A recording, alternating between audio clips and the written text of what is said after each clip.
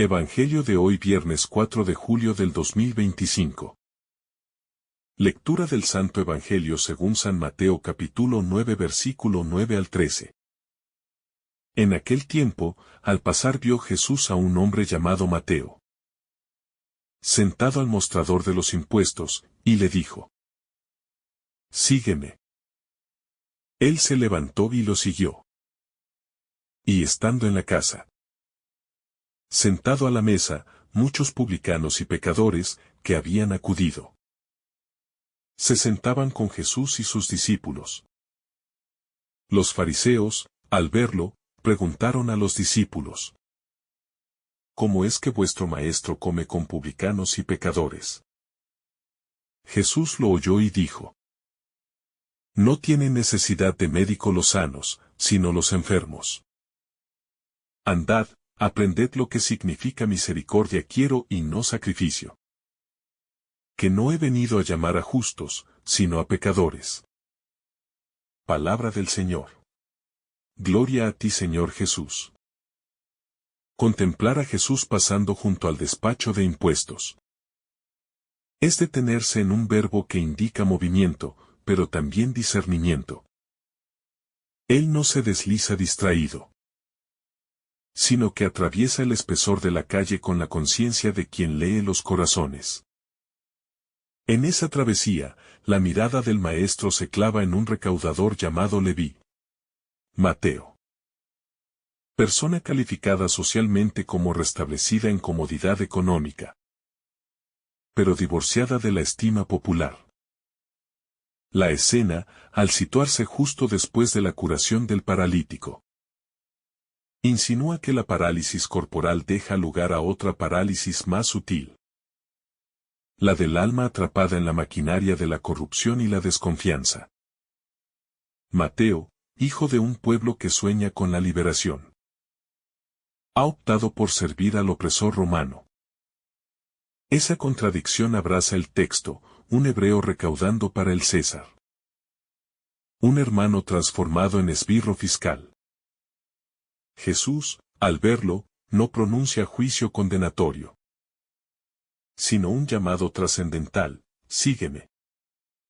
El verbo no invita solo a cambiar de ocupación. Es la apertura de un éxodo personal.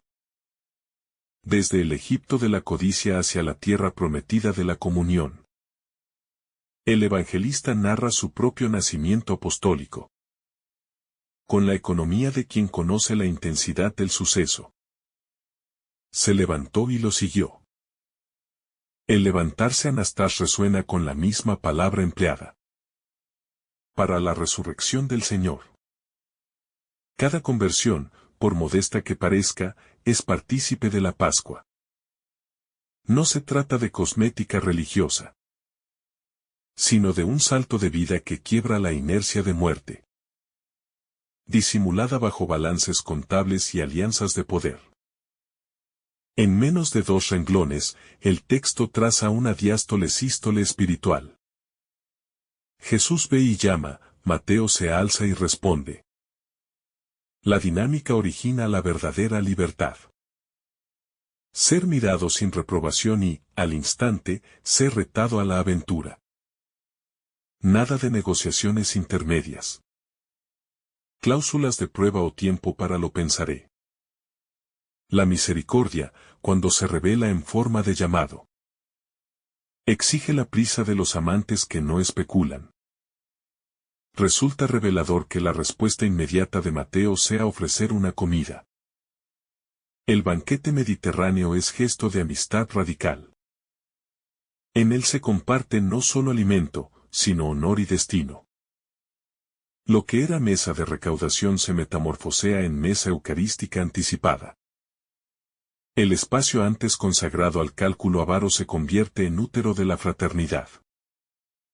Esta reconversión espacial es un evangelio en miniatura. Los lugares donde el hombre ha traficado esclavitudes pueden ser rescatados como sagrarios para la comunión.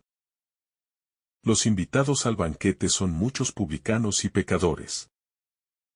El evangelista subraya el plural para revelar la amplitud de la convocatoria. La conversión individual desencadena una gracia expansiva. Cuando alguien se alza de su mesa de egoísmos, convoca a pares que quizá jamás hubieran osado acercarse a Jesús. Mateo inaugura, sin manuales de pastoral, la estrategia de redención en cascada. Ganar un corazón estratégico para que se abra una red entera de marginados. El choque ético se produce enseguida. Fariseos, guardianes de la pureza, murmuran contra los discípulos. ¿Cómo es que vuestro maestro come con cobradores y pecadores? La pregunta contiene veneno silencioso. Si el maestro es santo, debería preservar su reputación. Si se sienta con mal reputados, quizá no sea tan riguroso. Detrás late la lógica del mérito. La santidad sería un perfume que se evapora al contacto con la carne sucia. Jesús, con su presencia, invierte la metáfora. La santidad es un fuego que purifica sin extinguirse. La crítica no se dirige directamente a Jesús, sino a sus discípulos. Es la manera furtiva de minar la credibilidad del maestro. Atacar la periferia para debilitar el centro. En toda época, los legalismos prefieren la difamación indirecta al diálogo cara a cara.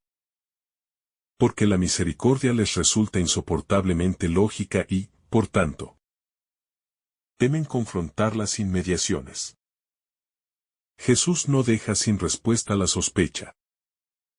Recurre al lenguaje médico. No necesitan médico los sanos, sino los enfermos. Con ello, transforma la tabla moral en diagnósticos de salud. El pecador deja de ser un caso jurídico y pasa a ser paciente. El juicio se convierte en terapia. La Iglesia, si asume esta óptica, abandona la postura de tribunal para abrazar la vocación hospitalaria que salva sin prefacturar. A la parábola médica añade cita profética. Misericordia quiero y no sacrificio. Jesús se ubica dentro de la sinfonía de Israel, no inventa un camino aislado. Su misericordia radical es, paradójicamente, la fidelidad más pura al corazón de la alianza. Está recordando que el culto sin justicia degenera en liturgia vacía. Un tambor que resuena sin carne y sin sangre. No he venido a llamar a justos, sino a pecadores. Este axioma finaliza el discurso delimitando la hoja de ruta mesiánica. El Mesías no diseña su agenda en torno a los ya convencidos, sino a los marginados de todo rubro. En clave pastoral, la comunidad que monopoliza su energía. En autoconservarse se disocia del itinerario de Jesús. La que arriesga su higiene institucional para servir al quebrantado. Coincide con su maestro en la praxis. El texto deja en penumbra lo que Mateo hace con su fortuna pasada. Otros evangelistas contarán de Zaqueo que restituyó 4 veces. Mateo guarda silencio, acaso para indicar que la conversión no es fotocopia, sino historia única. Habrá quien reparta, quien restituya, quien redirija sus talentos. La originalidad del espíritu no se encierra en tipologías contables. La mirada de Jesús no es casual. En hebreo, mirar Ra puede implicar elegir y conocer. Cuando Dios ve a David, lo unge. Cuando ve a Mateo, lo separa para un evangelio particular. La vocación es, primero, ser visto en lo profundo y, luego, caminar bajo esa mirada fundante. Los publicanos estaban habituados a miradas rabiosas. La de Jesús desarma la coraza defensiva. Y toca el anhelo atávico de ser reconocidos más allá de la profesión. Mateo, cuya pluma luego subrayará el tema del reino de los cielos. Experimenta en carne propia la lógica paradójica de ese reino. Los últimos son invitados primeros. Así, su escritura futura nacerá no de la teoría, sino del testimonio vital. Él fue preferido, sin méritos, y transformado en heraldo de una justicia que supera la letra de la ley. El banquete posee resonancias escatológicas, preanuncia la cena del Cordero, donde todas las tribus y lenguas se sentarán sin murallas de pureza. Quien hoy se resista a comer con los impuros renuncia, sin saberlo, a la fiesta final. El gesto de Jesús descorre un velo sobre el futuro, invitando a la Iglesia a practicar ya la hospitalidad universal, para no llegar extraña al banquete definitivo. El movimiento narrativo, mirar, llamar, levantar, seguir, banquetear. Haz modelo de itinerarios pastorales. Encuentro, vocación, salida, discipulado y comunión. Cada paso es irreemplazable, anunciar sin comunión es proselitismo. Llamar sin acompañamiento es violencia. Seguir sin mesa compartida desemboca en elitismo ascético. La figura del médico sugiere diagnóstico realista. Jesús no idealiza al pecador, lo nombra enfermo. El romanticismo del todo está bien no coincide con el Evangelio. La diferencia está en el tratamiento. No cirugía punitiva, sino cura misericordiosa. La veracidad del diagnóstico sostiene la urgencia de la gracia. La oposición farisea invita a revisar nuestros propios fariseísmos. Gradillas internas donde valoramos al prójimo comparativamente, invocando ortodoxias para disimular inseguridades espirituales. El Evangelio emplaza a desmontar esos filtros y a confesar que el criterio último de pertenencia es la sed de misericordia, no el expediente religioso. Sígueme, no especifica destino ni agenda.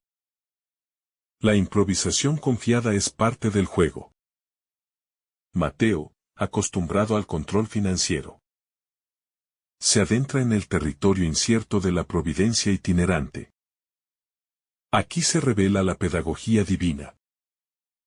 Educar la fe mediante el desapego programático. El plural muchos publicanos.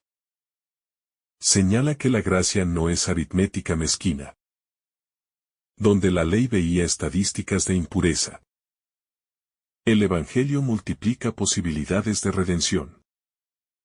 La misión eclesial debería medir su éxito, no por élites convertidas, sino por la masividad de mesas abiertas.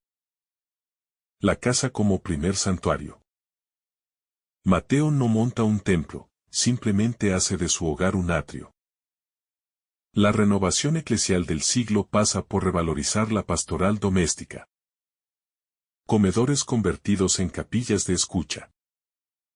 Patios habilitados para catequesis, grupos pequeños fermentando vecindarios. El silencio de los discípulos durante la crítica farisea. Podría interpretarse como incomodidad o aprendizaje. Quizá aún procesan la amplitud del gesto de Jesús. También nosotros necesitamos tiempo, para que la exuberancia de la misericordia desplace nuestras rigideces. El discipulado implica paciencia con la lentitud interior. Jesús propone ir a la Escritura, vayan y aprendan. No desprecia la ley, la invita a releerse bajo la luz del profeta Oseas. El criterio interpretativo está claro. Toda letra debe someterse a la prueba de la misericordia. Si un versículo arma exclusión, urge reinterpretarlo en la corriente del corazón compasivo de Dios. El contraste médico-sacrificio desenmascara el peligro de una religión que anestesia la conciencia mediante ritos alienados de la vida. La misericordia es antídoto porque reconecta el altar con la calle. Sin esa válvula, cualquier culto corre el riesgo de degenerar en autocelebración tribal. Mateo firma su evangelio sin ocultar el pasado vergonzoso. El dato biográfico se incorpora como credencial de autoridad. Solo quien ha sido alcanzado por la gracia puede narrarla con credibilidad.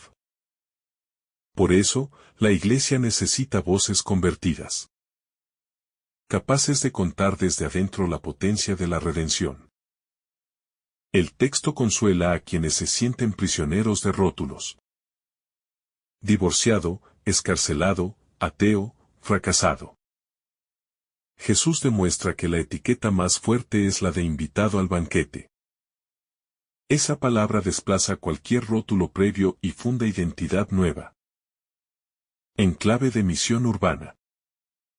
El despacho de Mateo se ubicaría hoy en la torre de una empresa. La pantalla de un corredor bursátil o la mesa de un influencer alquilado. Jesús no teme entrar en esas estratosferas. Su mirada alcanza hasta el algoritmo. La conversión de talentos implicará, entonces, nuevas estrategias de evangelización digital. La prontitud de la respuesta inspira la teología del riesgo. La fe no se prueba en laboratorios, se prueba lanzándose a la intemperie. El banquete en la misma jornada. Indica que la aventura del reino no requiere largos periodos de purificación antes de gozar de la compañía de Cristo. Al comer con publicanos. Jesús modela la inclusión antes de la reforma ética. No espera a que los invitados cambien para compartir pan. Les da pertenencia que, luego, generará cambio. La pedagogía invertida pertenencia antes que pureza. Es piedra de tropiezo para moralismos, pero camino fecundo de santidad. La figura del enfermo sugiere evolución. Nadie enfermo permanece igual tras la visita médica. Jesús ve potencialidades sanables. Sanar, en su esquema, es devolver al cuerpo social al que estaba amputado. El enfermo curado se reintegra al tejido comunitario, multiplicando la salud.